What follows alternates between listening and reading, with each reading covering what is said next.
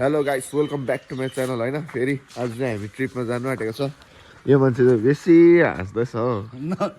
थाकेर चाहिँ कस्तो भ्युज नहुने भ्लग्समा पनि वेलकम वेलकम भोलि वर्ष आज चाहिँ हामी 4 जना जाँदैछ है यहाँ निलायम प्रणयदा र विश्वास आउँदैछ र यहाँ म है आज चाहिँ हामी जाँदैछ कहाँ जाँदैछ मुस्ताङ जाँदैछ अब है यहाँ हाम्रो अस्तिदेखिको प्लान उसको चाहिँ ड्रिम राइड हो यो तर उसले कतिको चाहिँ कुदाउनु भएको छ हेरौँ र अब चाहिँ हामी अहिले 6 बजेको छ र अब हिँड्नु पर्छ उसको त झन्डै क्यान्सल भएको हिजो र अहिले अब हामी निस्किनेछौँ यहाँबाट रिनकबाट कति बजी पुगिन्छ हेरौँ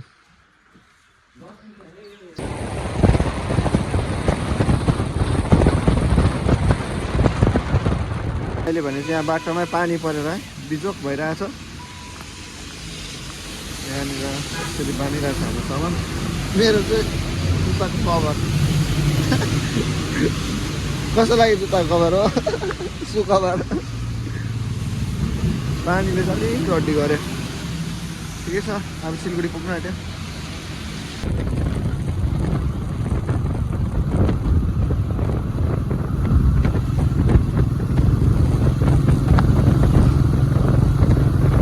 अहिले भने चाहिँ अब हामी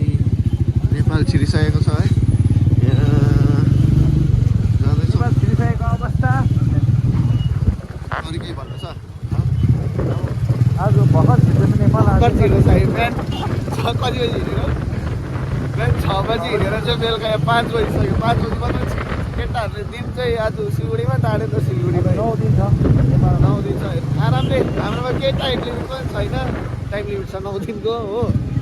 केही उयो छैन कहाँ बस्नुपर्ने के गर्नुपर्ने त्यो प्रेसरै छैन मुस्ताङ पुग्यो फर्किनु मात्रै हो त्यति मात्रै हो अरू बिचमा जे हुन्छ देखाइन्छ होला पैसा काटिन्छ अब पैसा देखाउँदा तिम्रो कति रहेछ वालेटमा त अँटेन त भाइ उसको अँटेन त वालेटमा देखाउ त भाइ कति छ कति गरौँ भएर काम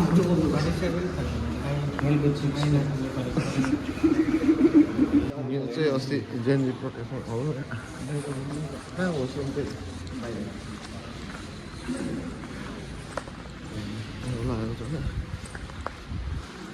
तोडफोड अर्की यहाँनिर काकाले भित्तामा चाहिँ हामी सिम निकाल्दैछ होइन दुईवटा एनसेलको 2टा सिम यहाँ चाहिँ केटाहरूले हिसाब गर्दैछ है हाम्रो कति खर्च भयो 2टा सिम है 2टा सिम 800 100 होइन 100 मलाई चाहिँ अहिले चाहिँ के काकाले भित्तामा छ है अहिलेसम्म 7 सेट नेपाली मात्रै इन्डियन फाल्दैछ आम्मा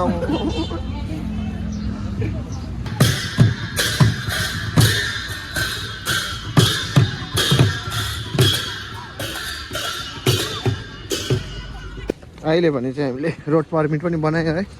रोड पर्मिट यहाँ ट्याङ्कीको यहाँनिर टालिदियो होला अगाडि जाँदै न त छ नि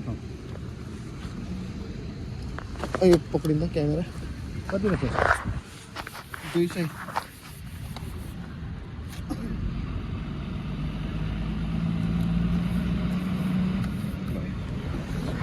तेलको दाम कति थियो त we are ready to go कति 250 अम्मा हौ हेलो गाइस अहिले भने थाकेर हत्तु भएको अवस्था हामी चाहिँ दमक पुग्नु आँट्यो है यहाँ केटाहरू धुलो आँखा पसेर केटाहरूको च्याचुत थाकेर चाहिँ इटरी आइपुगेको अवस्था कता गयो केटाहरू आउँदो रहेछ थाक्यो भाइ थाक्यो नि त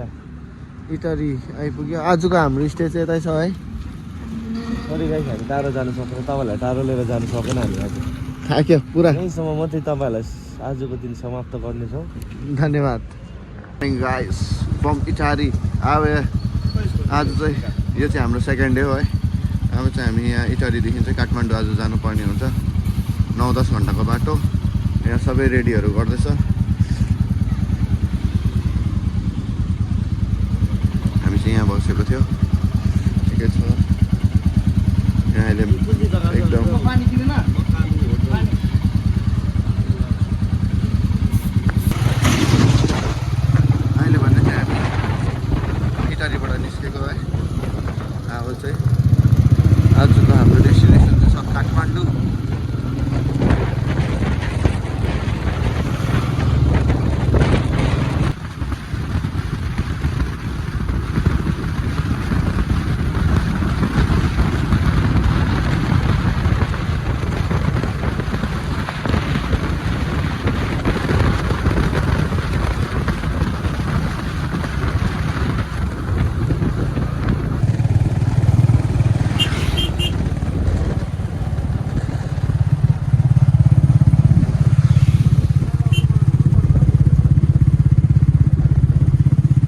घाट पुग्नु आँट्यो यहाँ केटाहरूको हल्का जोक हल्का चलपल चलपल बाटो यस्तो रहेछ यहाँनिर दामी रहेछ यो बाटो यहाँनिर झर्ने पुल बनिँदै रहेछ अन्डर कन्स्ट्रक्सन पर पुग्यो नि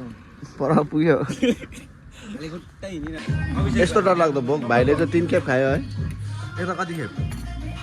मिठो रहेछ खाना दामी रहेछ खाना चाहिँ थकाले उसले चाहिँ 2 खायो भन्दा चाहिँ अब पत्याउनु हुन्छ होला अब कस्तो चाहिँ मिठो थियो होला यो चाहिँ कसको अन्त यो चाहिँ कसको अन्त उसको सरको हो 3 खेप खाइदै गयो भाइ कस्तो लाग्यो खाना चाहिँ कहाँको खाना हो यो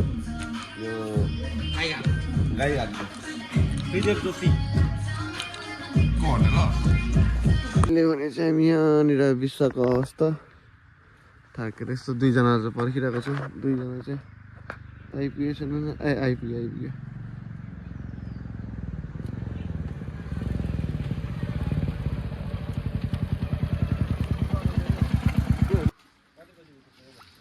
चाउचाउ खाने है भाइ 20 रुपिसको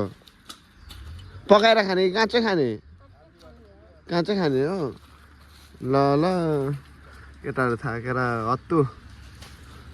हत्तुदेखि हैरान भयो हैरान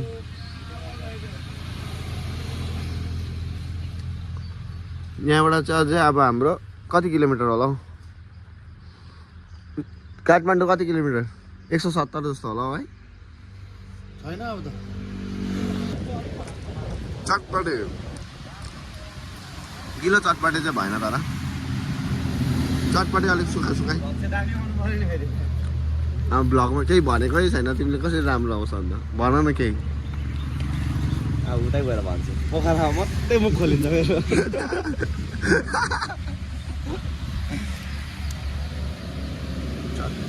यस्तो अहिले चाहिँ यो टर्निङ भएको बाटो जाँदैछ हाम्रो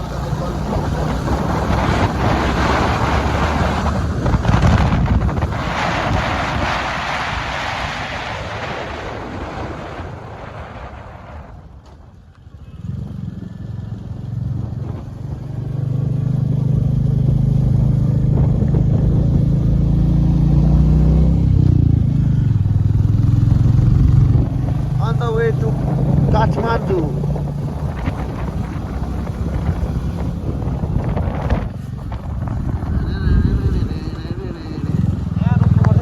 सिन्धुली गढी डाँडा आइपुगेको छौँ अहिले भने चाहिँ र अझै धेरै छ हाम्रो आजको सफर बहुत लम्बा है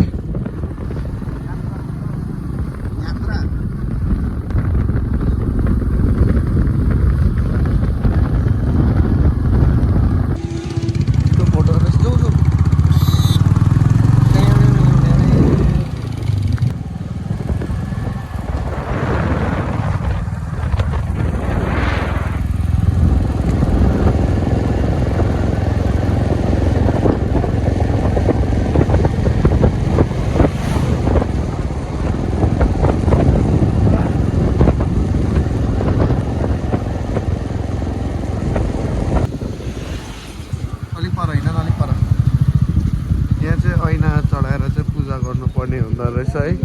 फर्स्ट टाइम हिँड्नेहरूले चाहिँ यहाँनिर के गर्छ सरी एकछिन उयो गर्छ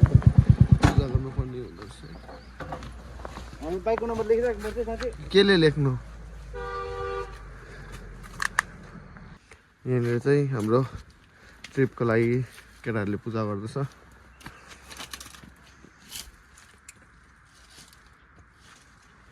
अहिले भने चाहिँ हामी यहाँ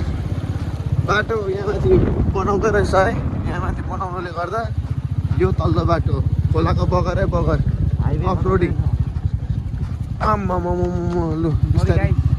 सरी गाइस भाइ गयो नि यो त अन्त पक्रेर हिँड्ने ल भने अब चाहिँ खोलाको बगरै बगर कति किलोमिटर छ अरे भाइ यो बाटो 27 किलोमिटर चाहिँ यो बाटो हिँड्नु पर्यो मर्नु हुने रहेछ है कतिलो कन्डम बोक्नु पर्छ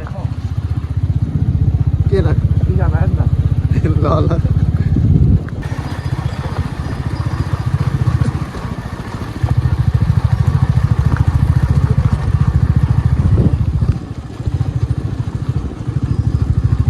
सरेँ नि हौ म त एक कैँची हल्लिनु पनि भएको छैन